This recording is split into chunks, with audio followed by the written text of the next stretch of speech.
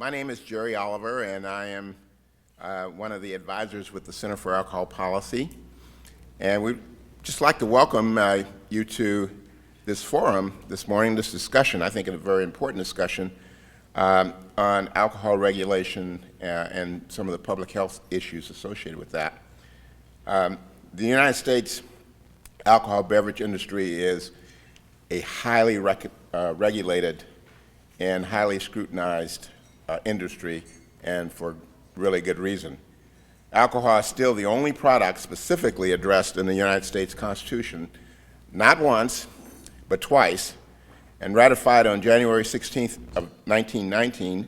The passage of the 18th Amendment ushered in the dramatically failed experiment of prohibition.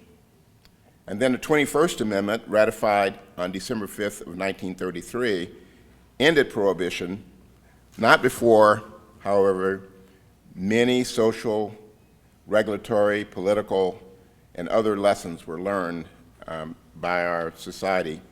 And foremost among the lessons learned was that no one size fits all in terms of regulation, that to regulate alcohol sale and consumption, it's best conferred to the individual states. And for most of the 82 years since that time, our individual state-based alcohol regulatory system has been a system of practical concepts and regulations that have been fine-tuned over time, and really the envy of the world in terms of alcohol regulation. Recognized were the benefits of states having the ability to enact alcohol policies and enforcement methods that was suitable to their respective jurisdictions, their cultures, and demographic, or even their special circumstances. In recent years, as a regulator, I've noticed that a number of well-meaning efforts to either revise, update, in some cases dismantle, state-based alcohol policies that are in conflict with the lessons learned some 82 years ago. And most of the reason, I think, is because of the lack or the loss of institutional knowledge. That we somehow seemingly forget from time to time that alcohol is in fact a unique product and in a unique industry that need to be aggressively and effectively regulated so it is not abused and do not end up in the hands of those under the legal drinking age. Responsibility begins with effective regulation, well-funded regulators. Contrasted with other countries, it has been fortunate for us to have a time-tested system of alcohol regulation in place for 8 decades, a system that allows the states to responsibly decide how best to regulate and track alcohol consumption. A system of liquor regulations that have been extremely effective at supporting strong marketplace competition, the 3-tiered system that we have in place, and while at the same time promoting vigilant public safety, which we will Tom will discuss in a bit. Our work is still not finished, however. We must continue to reduce alcohol-related deaths on our highways and our waterways, and we must seek to lower the rate of alcohol addiction, alcohol-related diseases, alcohol poisonings, and other abuse in its many forms. And we must continue to find new ways to reduce underage drinking. And certainly we must reject radical ideas like selling alcohol with minimal regulation in a free market scenario, just like all the other commodities. Our panel, our distinguished panel, will discuss further the public health and safety aspects this morning of alcohol regulation. But first, I want to do or share with you a little history of the Center of Alcohol Policy, or Center for Alcohol Policy, our sponsors this morning. What is the Center for Alcohol Policy? What is the purpose? And as you can see, the purpose of the Center is to educate policymakers, regulators, and the public about alcohol abuse and its uniquenesses in terms of its regulation.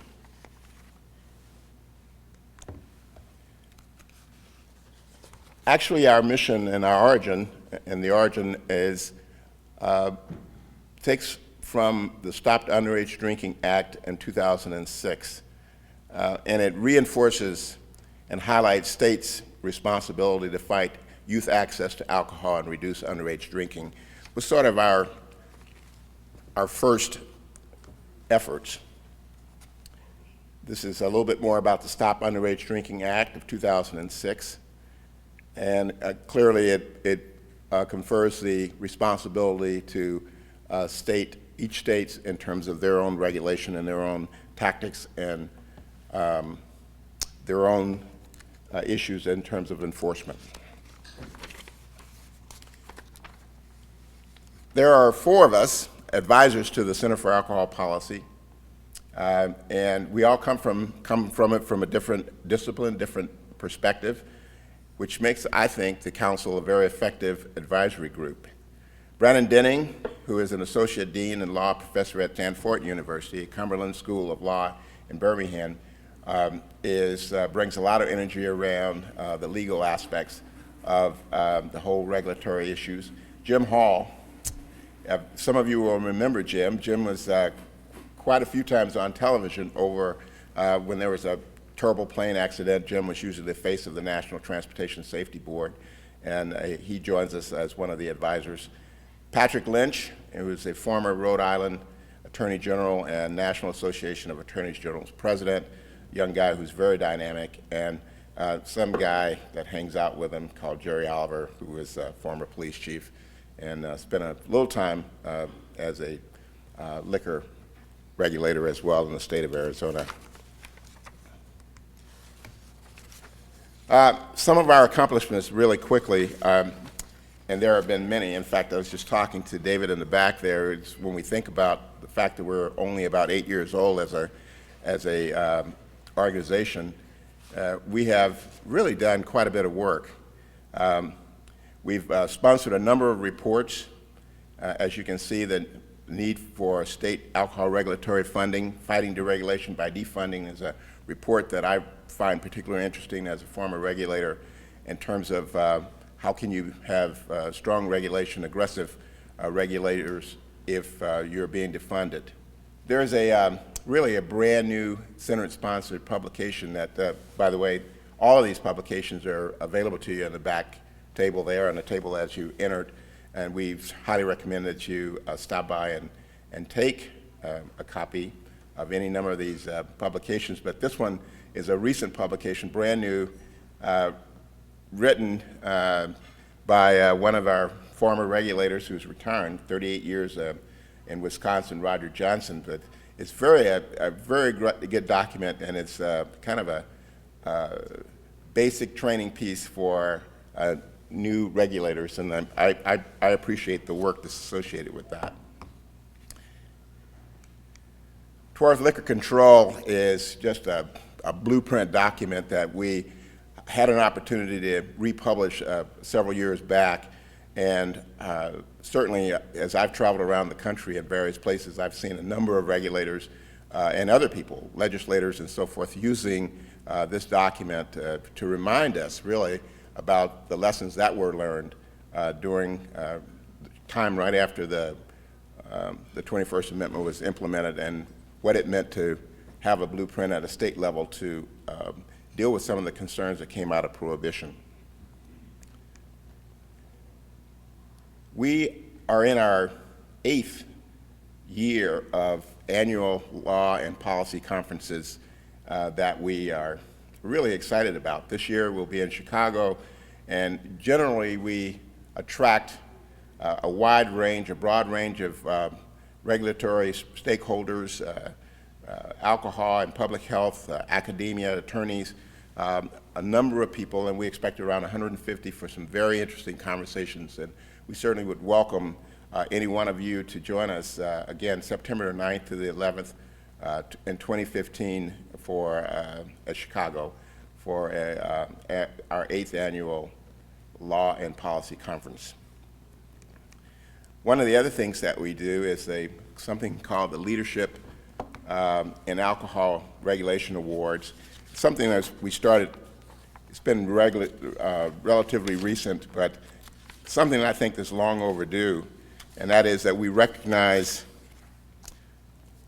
regulators who have done outstanding work, who have been creative in their craft. And the first picture you will see, of course, is the four of us, but in addition to that, J. Neil Inslee, who was our first awardee in 2013.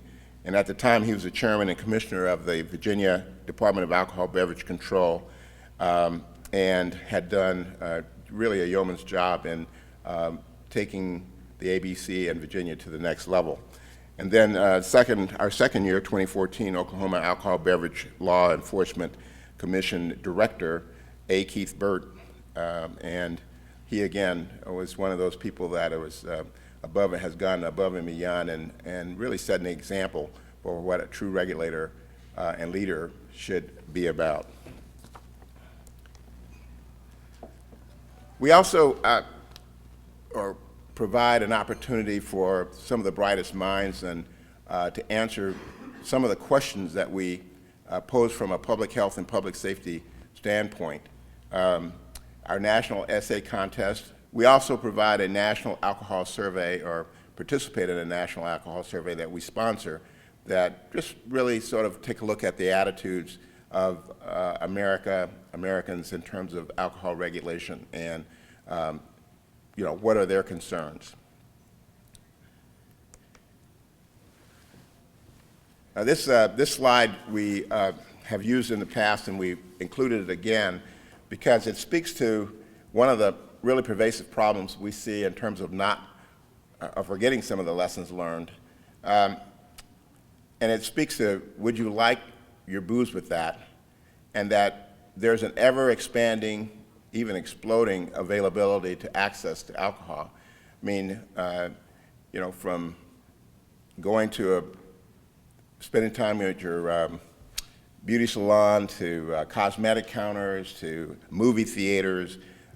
Many places now can be accessed, alcohol can be accessed in some of the places that we would have not thought about.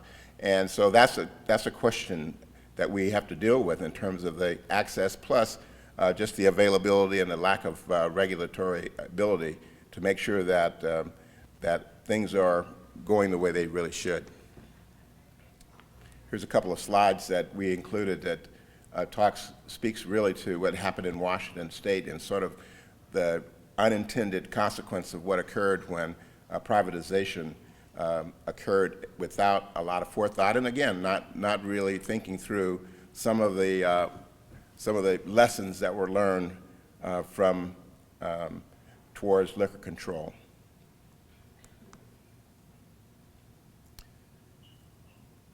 Rebecca Ramirez has 15 years of experience working in the field of alcohol policy development, implementation, and evaluation. In 2001, as a program director with the Pacific Institute for Research and Evaluation, Ms. Ramirez began working with the National Liquor Law Enforcement Association, or better known as NLLEA, to evaluate the effectiveness of innovative alcohol enforcement strategies in preventing alcohol-related injuries and death. In July 2012, she became the National Law Enforcement Officers Executive Director, where she has worked to build the infrastructure of the NLLEA while at the same time increasing public awareness of the important role that alcohol law enforcement plays in improving public safety.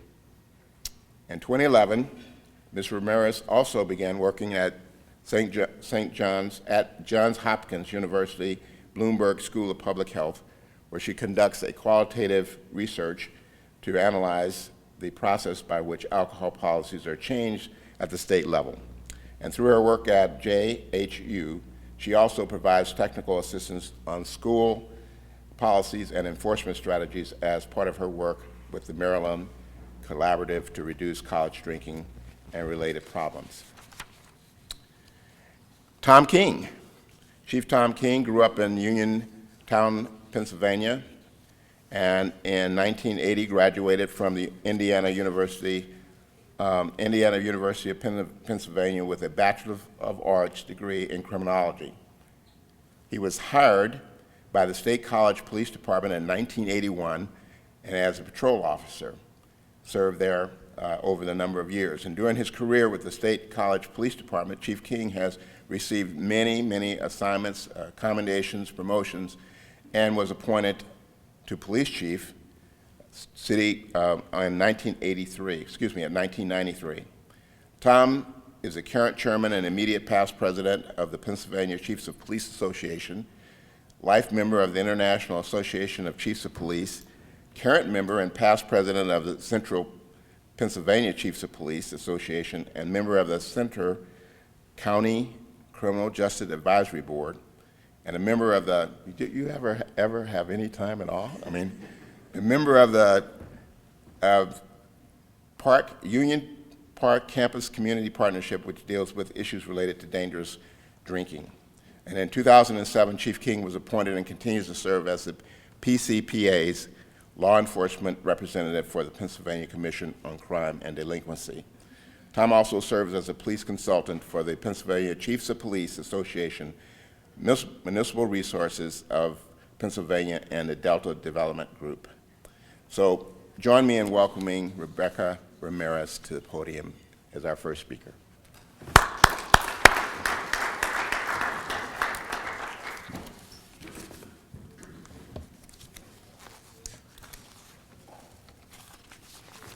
You're on.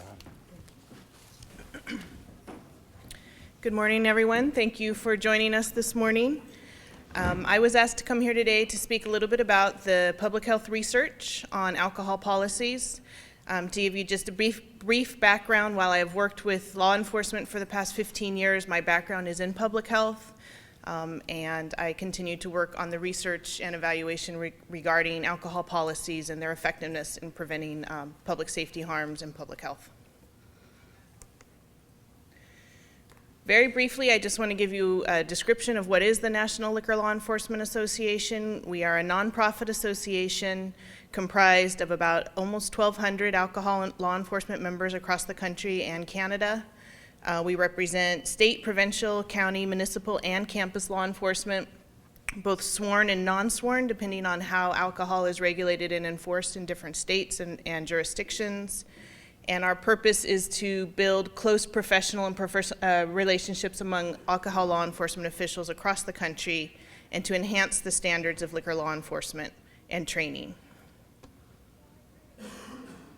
And also I should note that we do not receive any funding from the alcohol industry. We're an independent association. Just to briefly go over the general numbers about the role of alcohol in our society and the harms that are associated with it. It is the third leading cause of death and disability in the U.S., and it's responsible for approximately 88,000 deaths per year in the United States. In Pennsylvania, and this is 2009 data, 70% of your high schoolers have tried alcohol, 38% drank in the past month, and 22% binged, meaning they had 5 or more drinks in one occasion in the past month.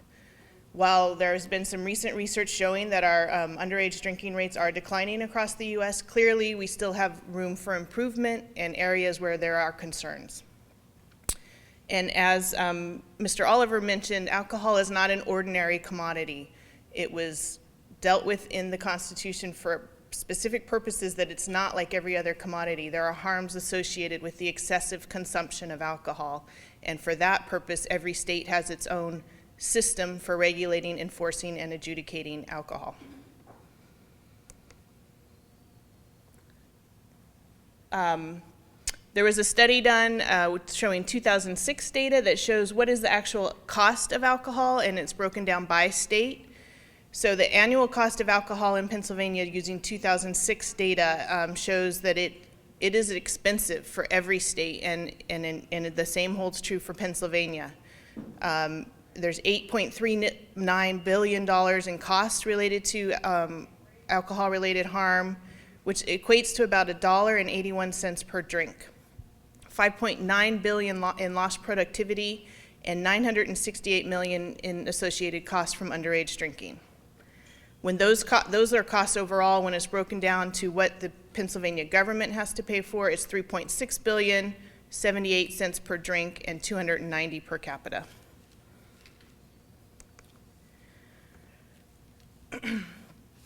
Also, the Centers for Disease Control and Prevention has a guide to community preventive services, and it's a task force. If you're not familiar with this research, this is a document that gives a great overview of all the studies that have been done on privatization and changes in alcohol policies and how that affects population level harm. This is just a brief graphic that shows where those intermediate outcomes are. And I'm going to talk specifically, because we only have a short amount of time today, about availability and a little bit about price and enforcement. Basically, when any changes in alcohol policies occur, these areas of the second column will change. And how they will change depends on how those policies are changed. What that affects is your access and your demand for those beverages, for those products. And what ends up happening, and again, it can increase or decrease, is excessive alcohol consumption and alcohol-related harms in terms of social, health, and economic problems. These studies are all available online at the CDC website, and I'd be glad to share them with you if anybody would like more information. The CDC guide summarized 17 studies that looked at the effects of privatization, and one looked at what they call remonopolization. For those products, and again, privatization happened differently in all of those 17 studies. Some privatized only wine, some spirits, some beer. The median increase in per capita sales across the studies was 44%. So privatization led to an increase in sales of the products that were privatized. The decline in the sales of the non-privatized beverages was 2.2%.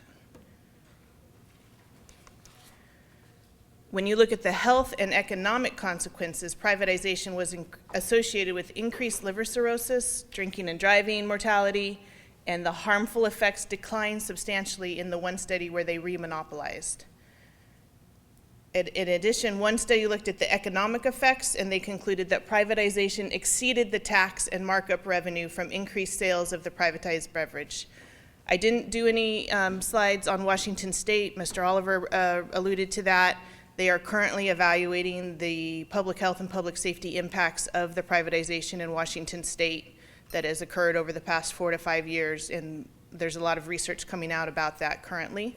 But of course, it takes a little while to see what those impacts have been.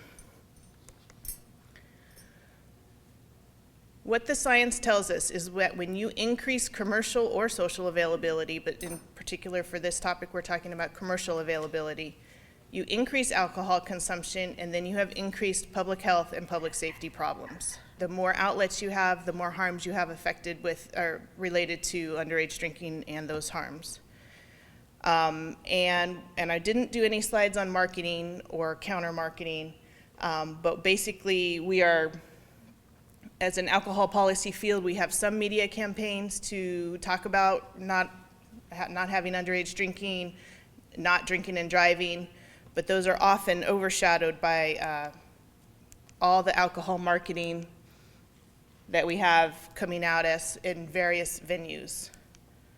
So while that first slide is from SAMHSA, Substance Abuse Mental Health Services Association, it is overshadowed by all the marketing and availability that we have in our communities.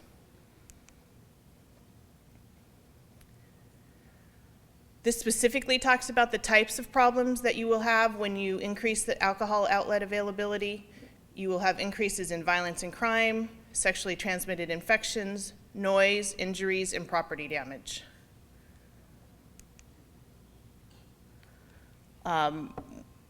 This just shows a little bit about what are some of the policy areas where you can have change and what is the science behind it.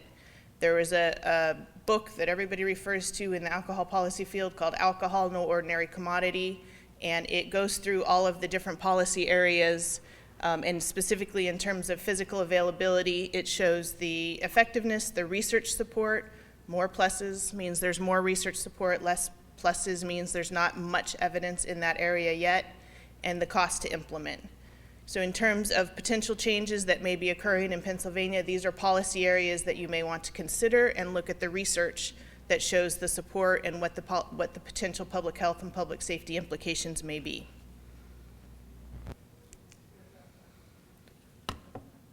Just wanted to talk briefly about price and products. These are also two areas that regulators and policymakers want to consider when making changes to alcohol policies. If the price goes up, consumption goes down.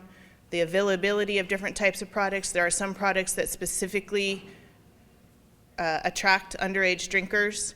And I'm from Montgomery County in Maryland, and I know that we're also a control jurisdiction, and one of the things that our local alcohol beverage control board did, for example, was not list Four Loko. Four Loko is a supersized flavored alcoholic beverage. Our county liquor control system just said this is not a product that we want in our county. It's too attractive to children. It has dangerous harms because it was mixing caffeine and alcohol. And so we were concerned, and the public health field was concerned about the harms related with this beverage. And then there has been some research that's come out very recently showing that young drinkers who consume these alcopops or flavored alcoholic beverages are more likely to report episodic drinking and injuries after drinking. So this is an important feature that alcohol control systems can do. They can determine what products are available in your jurisdiction or not.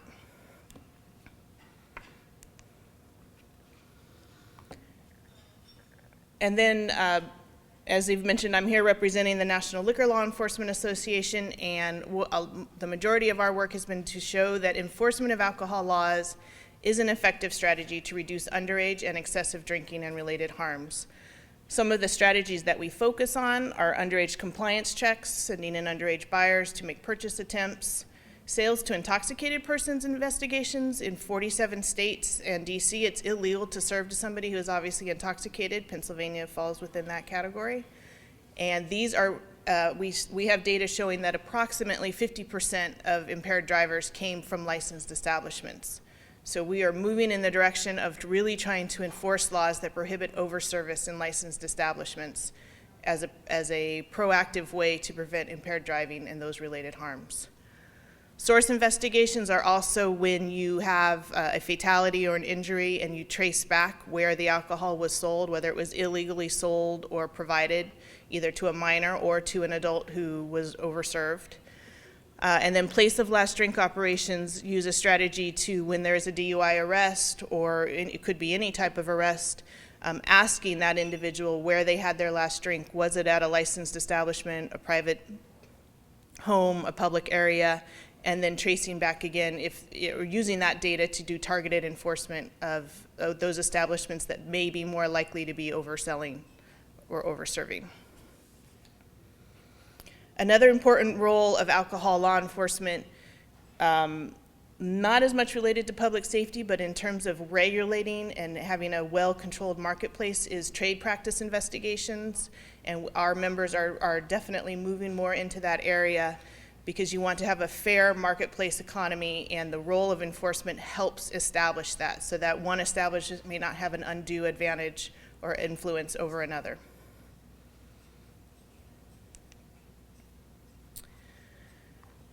When you're looking at alcohol policy changes, you want to think about how that will affect your public safety and your public health outcomes.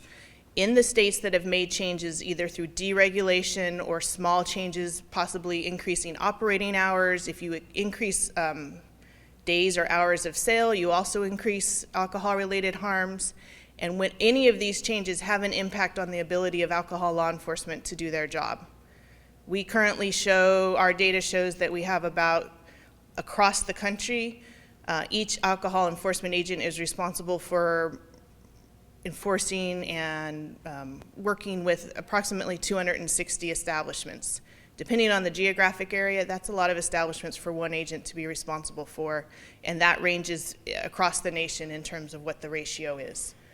But if you increase availability, either through increasing the number of outlets, the hours of days of sale, or other mechanisms, there will be less vigilant enforcement of sales regulations, because what we have seen is that when these changes occur, there are not more resources normally provided to alcohol law enforcement agencies.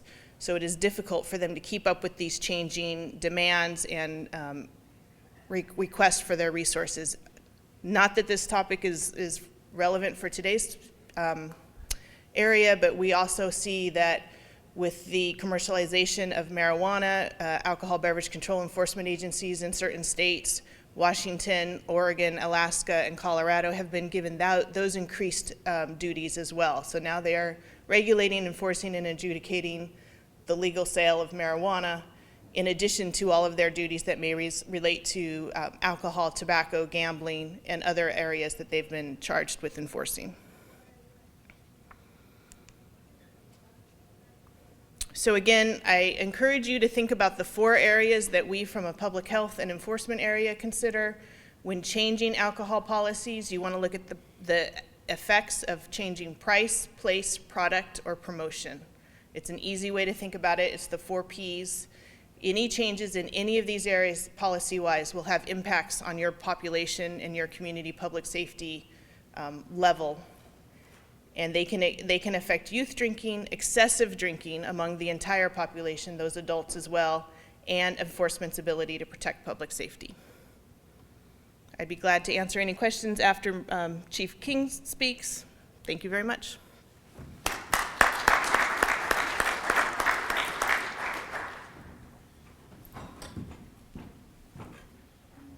I just want to talk a little bit about the kind of from the field perspective, the impacts of alcohol on our community. We've just heard from Rebecca about the research and data, and of course everything that I see in policing the State College area community is very consistent with the research that she's just spoke about. So this is some data from State College.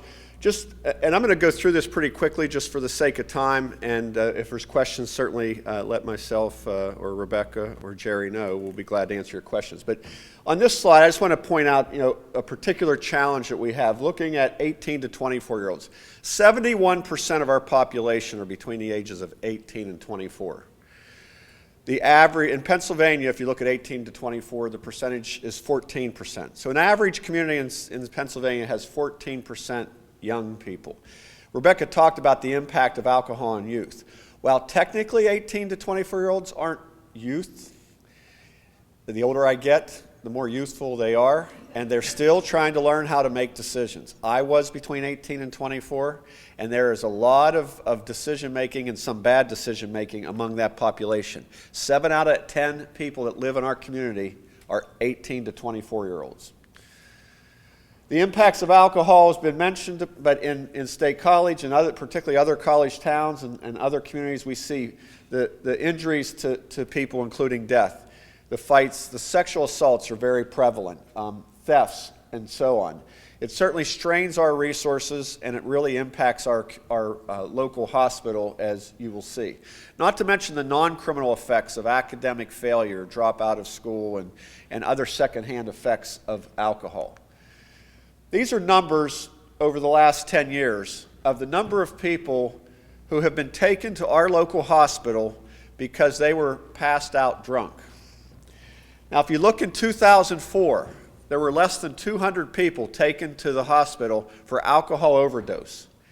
Over a course of 10 years, that number has steadily increased, kind of leveled out, but unfortunately leveled out at a very high place.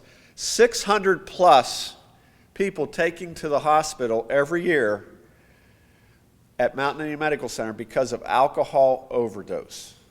Think about that number. People that were to the point where they were no longer conscious, couldn't care for themselves, and they needed some type of emergency intervention. Of those people taken to the hospital, this is the average blood alcohol level over the course of the past 10 years.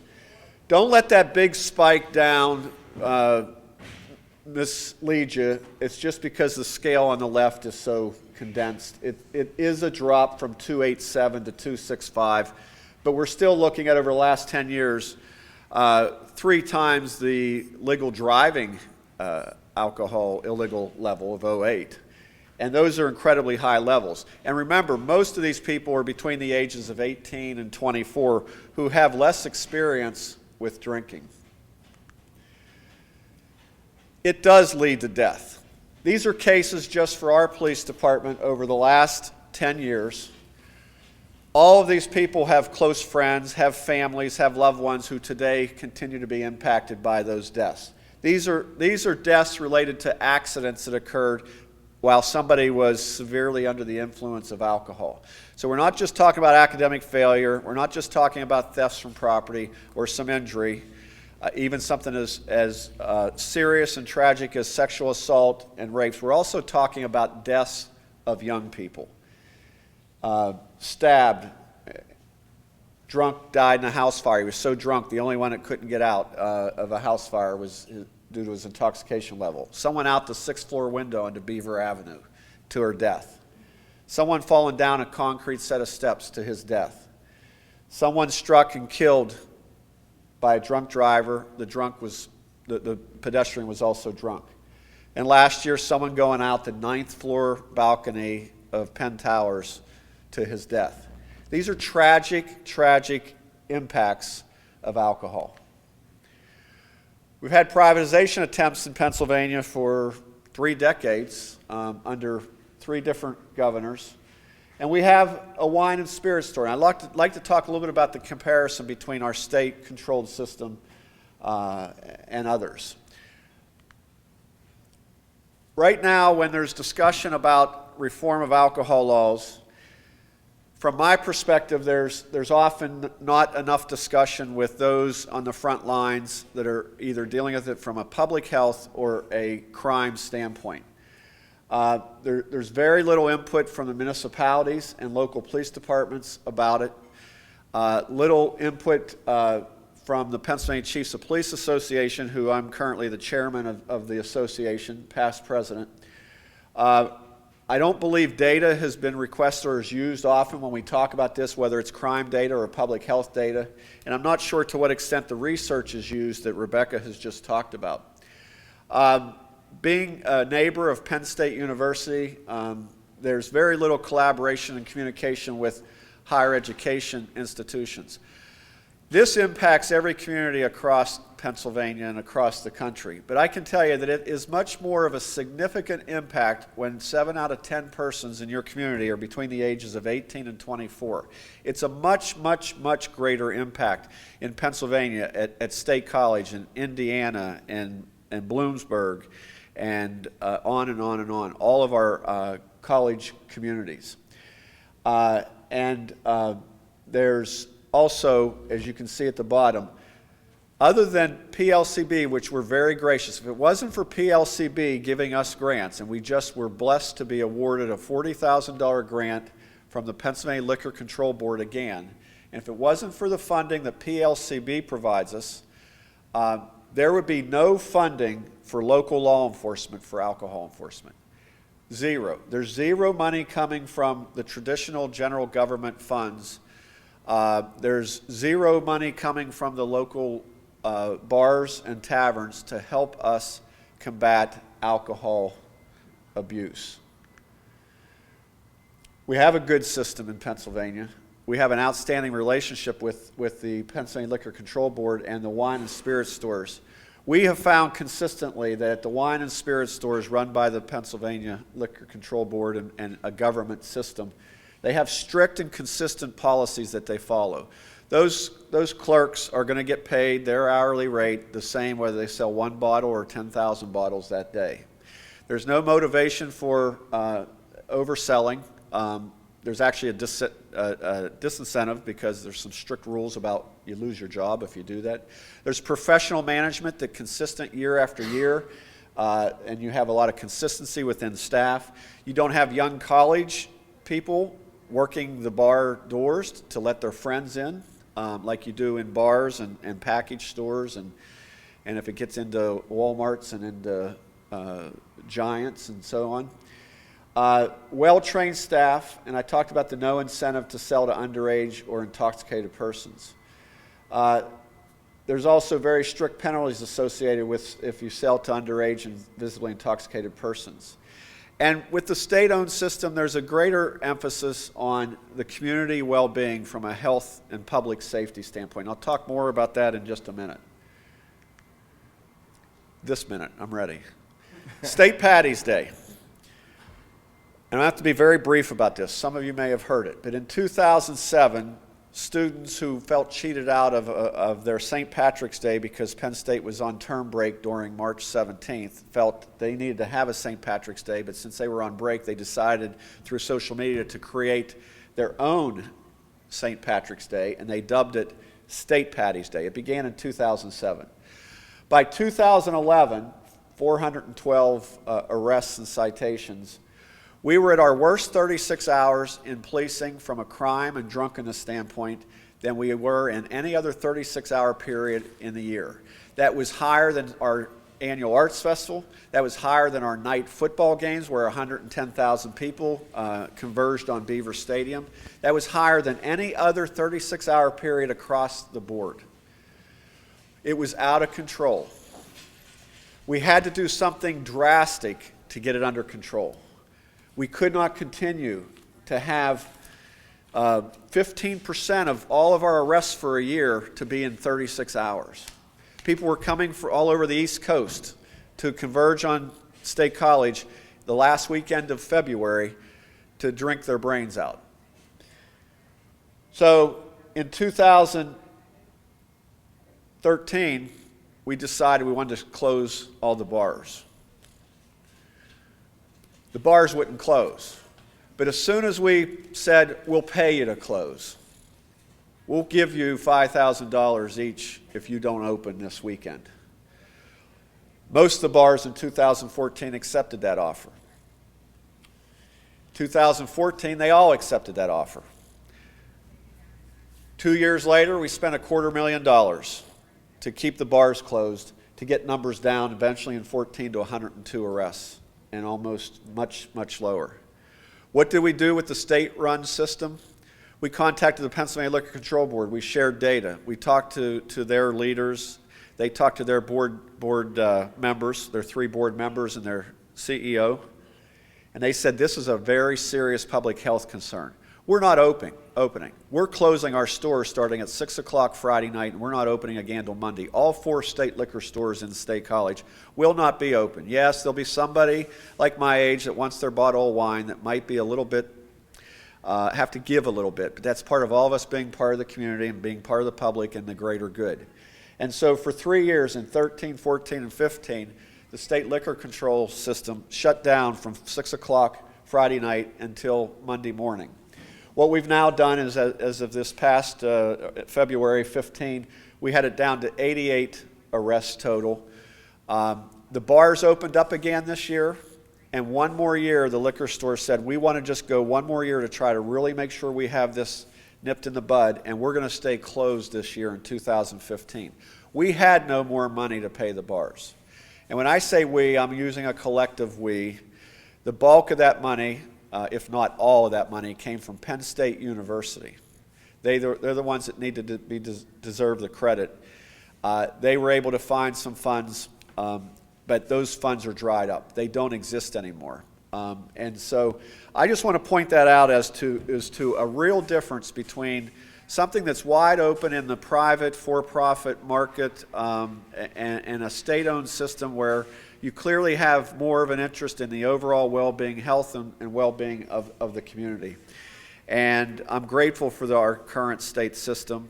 I'm grateful for the PLCP grants.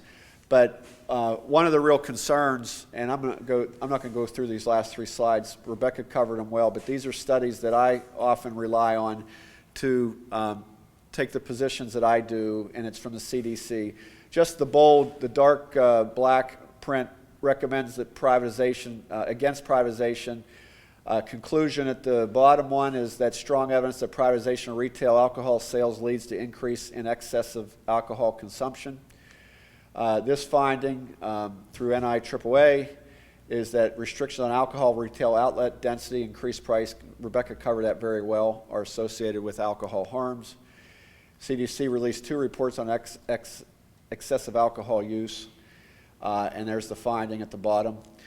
It's really about price, availability, product, and the more we try to open that up, the more college communities and other communities across Pennsylvania are going to have more and more challenges. And unfortunately, that one page of deaths over the last 10 years are going to turn into 2 or 3.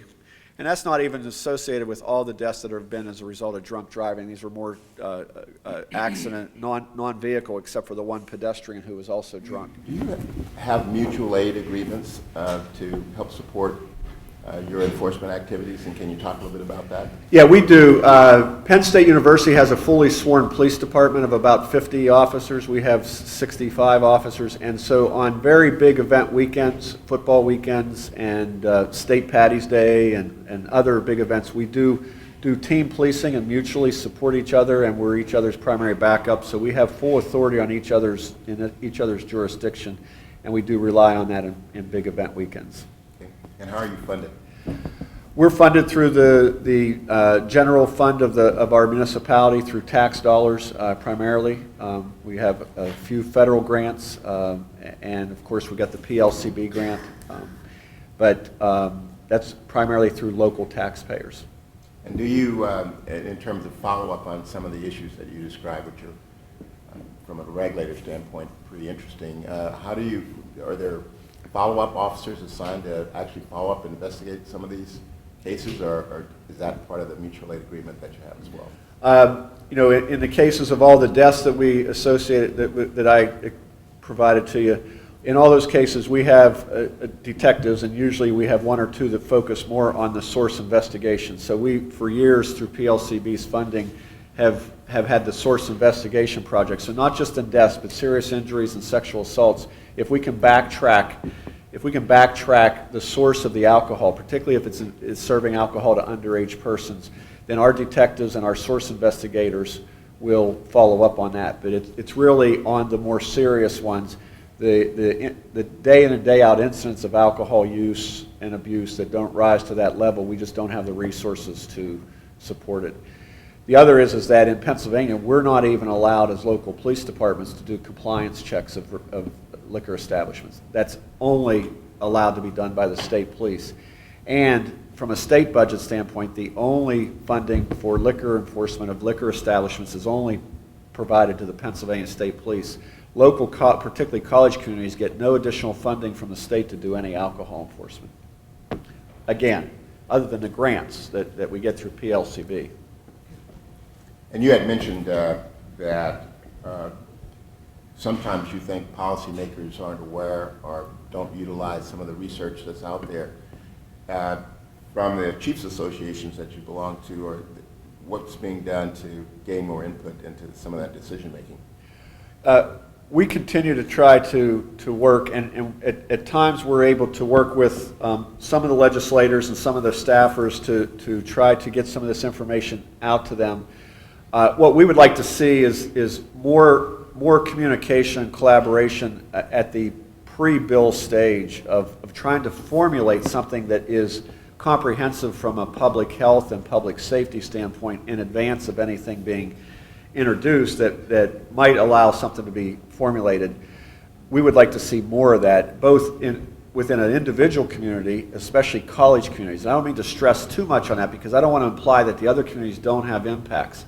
It's just our population is so much different in college communities that we really need to realize the impact is much greater proportionately. Sure. So, Well, thank you. And Rebecca, just kind of turning to some of your comments, could you expand a little bit on the Maryland Collaborative to Reduce College Drinking, kind of related to what Thomas talked about, and some of the related problems? So what's working? Okay. Well, that refers to the work that I'm doing with Johns Hopkins University out of Baltimore, Maryland. We're part of a collaborative of 11 schools, soon to be 15 colleges throughout the state of Maryland. And we're in partnership with University of Maryland College Park, and we are working with all of these schools to look at their risk factors for their campuses and identify both individual and environmental level strategies that can reduce their college-related problems. So this may be anything from increased screening and brief intervention at academic assistance centers to looking at the social supply of alcohol. In particular, we're looking at social host ordinances that hold the property owners accountable for any large parties or unruly events that occur on their property, and many times that's related to college students. So There's also a website on that, and we have a guide to best practices on that website, and I'd be glad to talk more about that, but it's all science-based, looking at the research evidence of what are the both individual and environmental level strategies that will make an impact on college-related drinking. Good. I was fascinated with your comment about the products that attract children. Can you talk more about some of those that, Alco Pops and the alcohol and what else is going on out there? Well, I only have an 8-year-old and an 11-year-old, so I can't speak hopefully to what products may be attractive to them. We talked about the flavored alcoholic beverages, and there are quite a few studies on that. The marketing of alcoholic beverages, there's quite a bit of research evidence on the more exposure that kids have to marketing, the more likely they are to start drinking at a younger age or drink more.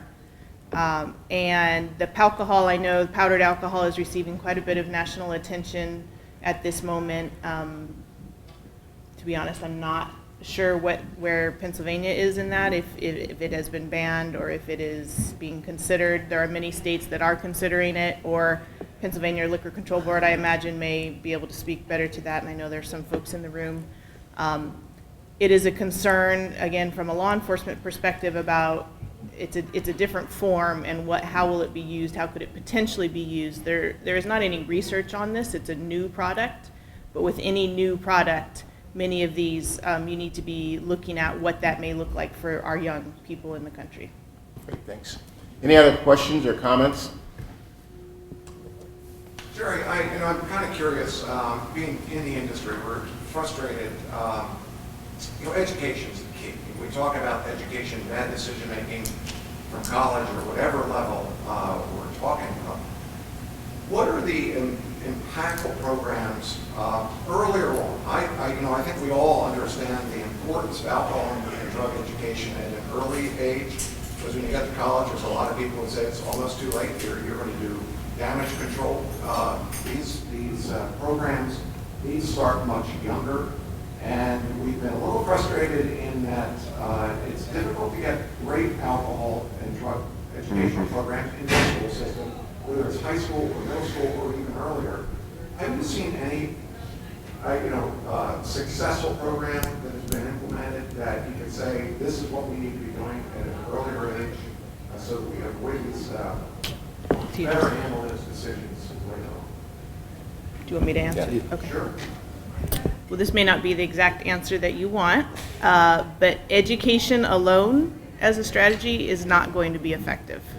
There's very little research evidence that shows that just doing education to youth is going to prevent them from drinking or drinking excessively. What we would encourage is multi-component and multi-level interventions. So education is a part of a strategy, but if it's done in isolation, you're not going to see big effects, and the research evidence has shown that it's not changing drinking patterns significantly or over the longitudinal life of youth. No, I think that's a great answer. I don't think there's any one, magic answer here to get this issue resolved. And it becomes more and more difficult in our society with the different drugs that are now available, or even different types of alcohol. But as a component, it seems to be a consistent component that's missing is earlier education about the impacts and the damage that's done by that early, interaction with alcohol or drugs. It's a lifelong issue. So I think as a community, we have to be more aware of some programs that we can implement and do, every stage that we can be preventive, do the right things in the community. And also I would encourage education to the larger community, to parents and other stakeholders. We do have research that shows, despite what parents think, they have an important role all the way through the college years in informing and setting those norms and those established sort of guidelines of what you can expect your children to do and not do. And in fact, on the Maryland Collaborative website, we've just released a website about guides for parents to talking to your college students about what they can expect, how to have those conversations, what the research shows will be effective. So that may be something that would be helpful for you as well.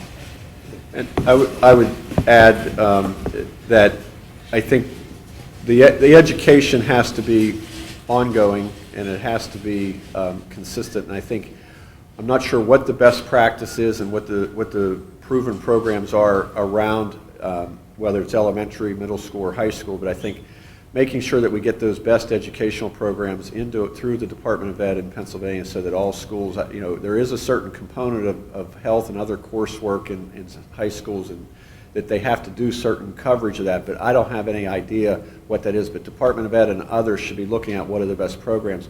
And as Rebecca mentioned, there's some very interesting research going on by Dr. Rob Teresi at Penn State University.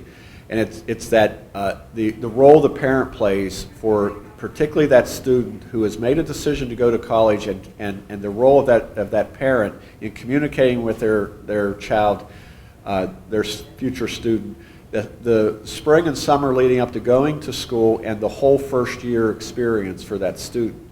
And given how to talk to your soon-to-be college student, and making clear expectations about that. We also, as Rebecca said, educating parents. I get a lot of parents, particularly around prom time. Well, I'd rather them drinking at my house than somewhere else because they're safer, and all these misnomers that is better for their child. They need to know the research that the sooner young people start to drink, it magnifies drastically the likelihood that person will have some serious alcohol consequences. Generally, parents aren't aware of all that. So educating parents on, all they want to know is, how can I combat this and not have and beat down and fight the resistance from my child who says everybody does it and Johnny's parents let him do it. I just need some good data or research to say, here's why it's bad for you. And there's a lot of good research. Thank you for your comment. And please join me in thanking Tom and Rebecca for sharing their time with us this morning.